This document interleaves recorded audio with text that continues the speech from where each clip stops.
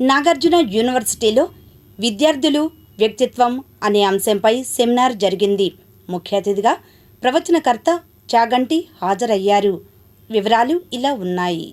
ఆచార్య నాగార్జున విశ్వవిద్యాలయంలో విద్యార్థులు వ్యక్తిత్వ నిర్మాణం, నైతిక విలువలు అనే అంశంపై డైక్మెన్ హాల్లో సెమినార్ నిర్వహించారు.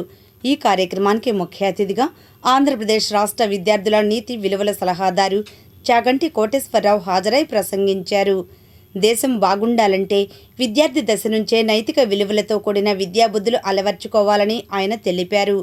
ఇంకా ఈ సెమినార్లో విశ్వవిద్యాలయ వైస్ ఛాన్సలర్, అధ్యాపకులు, సిబ్బంది పెద్ద సంఖ్యలో విద్యార్థులు పాల్గొన్నారు. అబ్దుల్ కలాం గారి చిరతనంలో రామేశ్వరంలో చదువుకుంటున్న రోజుల్లో పాఠం చెప్తున్న మాస్టర్కి అనుమానం వచ్చింది. నేను ఇవాళ వాళ్ళకి విమానాలు ఎగరడానికి గురించి చెప్పాను, కానీ పిల్లలకు అంత బాగా అర్థమైనట్టు లేదని. ఒక ఉపాధ్యాయుడి దగ్గర పిల్లలు మీరు చెప్పింది నాకేం అర్థం కాలేదు అని చెప్పాలంటే కొంచెం బిడిగా పడతారు. కానీ కలాం గారు లేచి నాకేమీ అర్థం కాలేదన్నారు. అప్పుడు మిగిలిన ఆయన చిన్నపుచ్చుకోలేదు. పిల్లలకు అర్థం అవడం ప్రధానం.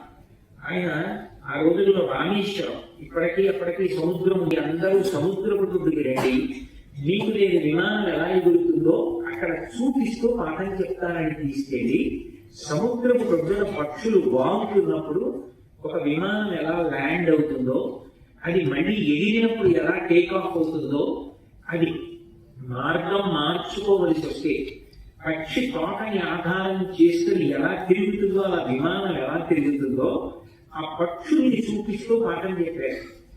ఆయన ఆ రోజు చెప్పినటువంటి పాఠం చిన్ని కలాం గారి మనసు మీద ముద్ర వేసుకొని తర్వాత ఏరోనాటికల్ ఇంజనీరింగ్ చదివి అంత గొప్ప శాస్త్రవేత్త కావడానికి కారణమైంది. అంటే కంఠంలోంచి వచ్చేటటువంటి మాట ఎవరిని తయారు చేస్తుందో, ఎంత గొప్ప వ్యక్తిని తయారు చేస్తుందో, ఎవరికి ఎటువంటి మార్గం చూపిస్తుందో, చెడు మార్గంలో ఉన్న వాళ్ళని కూడా మంచి మార్గంలోకి తిరిగేటట్టుగా చేస్తుందో, ఎంత మధురంగా కన్నతల్లిగా కావ్య భాషలో మాట్లాడేటట్టు చేయగలదో, ఆ మాట కేవలము విద్య వలన మాత్రమే సంప్రాప్తమవుతుంది.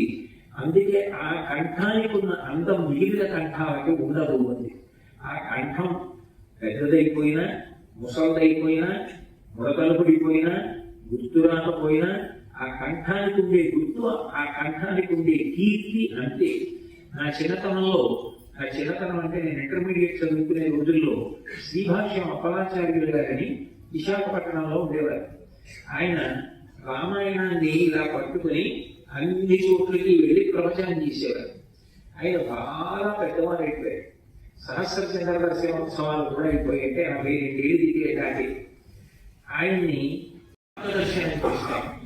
మనం ఏ పదవిలో ఉన్నాం, మనం దేని కొరకు పెడుతున్నాం, దాని గౌరవం ఎట్లా నిలబెట్టాలి అన్నది మనలో అంతఃస్పృహగా ఉండడం. అటువంటి పుస్తకాలు చదివితే, అటువంటి మహాత్ముల మాట వింటే తెలుస్తుంది. కేయూరానిల భూషయంతి పురుషం నారాయణ చంద్రోజ్వల న స్నానం న విలేపనం న కుసుమం నాలంకృతామూర్ధజ పాండ్యేకాసమలంకరోతి పురుషం యా సంస్కృతాధార్యతే క్షీయంతే కిల భూషణాని సతతం వాగ్భూషణం భూషణం అంటారు. మిగిలిన భూషణాలు ఎన్ని పెట్టుకోండి మాసిపోతాయి. ఎంత గొప్ప పూలదండ వేసుకోండి మాడిపోతుంది. ఎంత మంచి బట్టలు కట్టుకోండి నలిగిపోతాయి. ఎంత చందనం రాసుకోండి సువాసన పోతుంది. ఎప్పటికీ పోకుండా అలాగే గొప్ప అలంకారంగా నిలబడగలిగినది ఏది అంటే మనిషికి వాగ్భూషణం. అంత మంచి వాక్కు, అంత వినయం.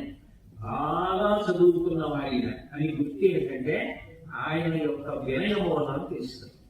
నేను ఇంత చదువుకున్న వాడిని అని ఎప్పుడూ అహంకారం ప్రదర్శించారు.